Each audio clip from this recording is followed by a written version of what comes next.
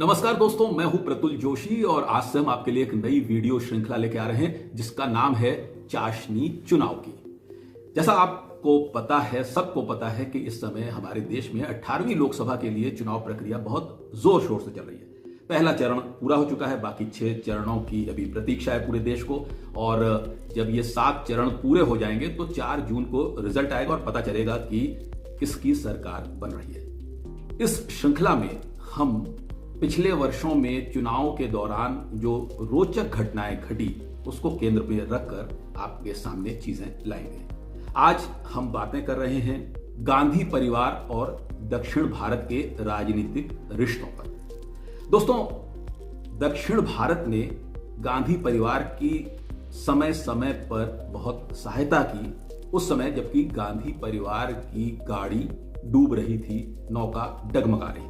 आपको पता है कि 2019 में राहुल गांधी ने वायनाड और अमेठी 2 जगह से चुनाव लड़ा था। वायनाड से वो जीते और लोकसभा पहुंचे, लेकिन अमेठी में उन्हें सफलता नहीं मिली। वहां टीवी की पुरानी अदाकारा और 2014 में मोदी सरकार बनने के बाद केंद्रीय मानव संसाधन विकास मंत्री श्रीमती स्मृति ईरानी ने उनको हराया। 2019 में जो झटका अमेठी से राहुल गांधी को लगा उसे उबारा था उन्हें वायनाड ने, लेकिन गांधी परिवार के लिए पहली घटना नहीं थी।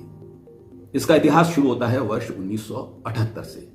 यह श्रृंखला उन लोगों के लिए बहुत ही लाभदायक साबित होगी, ऐसा मेरा मानना है, जो 1980 के बाद इस दुनिया में आए, जिनका जन्म 1980 के बाद हुआ या 1990 के बाद हुआ, क्योंकि हमारे जो नौजवान हैं वो बहुत सारी चीजों से अभी महरूम हैं। इतना वक्त अखबार या टीवी चैनल नहीं दे रहे हैं कि पास्ट में, अतीत में, माजी में इस देश में क्या हुआ। लेकिन हमारे देश की जो चुनाव प्रक्रिया है बहुत रोचक है। आप इसको देखते रहिए और साथ ही अपने कमेंट से मुझे बताइएगा भी। तो मैं बात कर रहा था कि कैसे गांधी परिवार का साथ दक्षिण भारत के मतदाताओं ने दिया।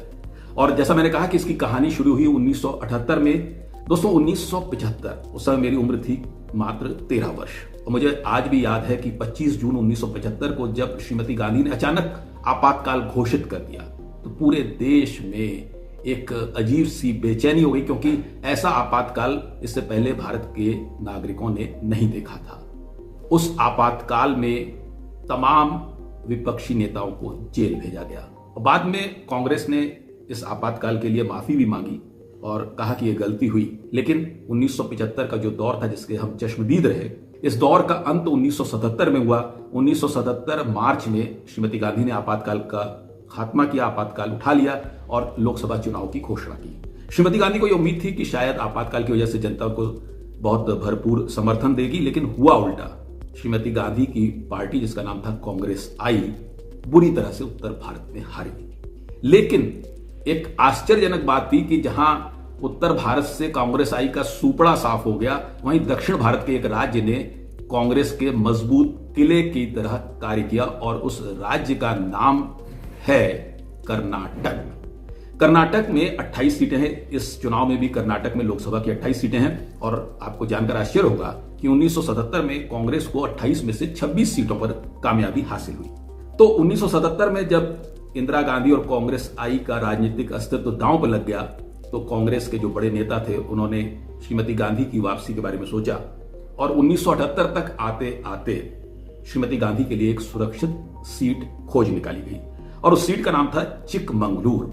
चिकमंगलूर, जो कि कर्नाटक का एक बहुत खूबसूरत शहर है, वहां उस समय जो मेंबर ऑफ पार्लियामेंट थे, लोकसभा के सदस्य थे, उनका नाम था डीबी चंद्रगौड़ा। डीबी चंद्रगौड़ा ने इस्तीफा दिया, श्रीमती गांधी के लिए सीट खाली की और श्रीमती गांधी चुनाव मैदान में आई। लेकिन श्रीमती गांधी की जो मुख्य विपक्षी पार्टी थी, श्रीमती गांधी की कांग्रेस की जो मुख्य विपक्षी पार्टी थी, इसका नाम जनता पार्टी था, उसने भी कमर कस रखी थी कि श्रीमती गांधी को लोकसभा में नहीं आने देंगे। वहां पर श्रीमती गांधी ने बहुत मेहनत की। 18 घंटे प्रतिदिन वो मतदाताओं से मिलती रहीं, चिकमंगलूर के सभी क्षेत्रों में गई, सब जगह मतदाताओं ने उनका खैर मकदम किया, स्वागत किया और इंदिरा अम्मा के नाम से वो मशहूर हुई। उस समय कर्नाटक के मुख्यमंत्री थे देवराज उर्स। देवराज उर्स ने ही श्रीमती गांधी को राजी किया था कि आप कर्नाटक के चिकमंगलूर से चुनाव लड़िए और उन्होंने ही एक नारा गढ़ा।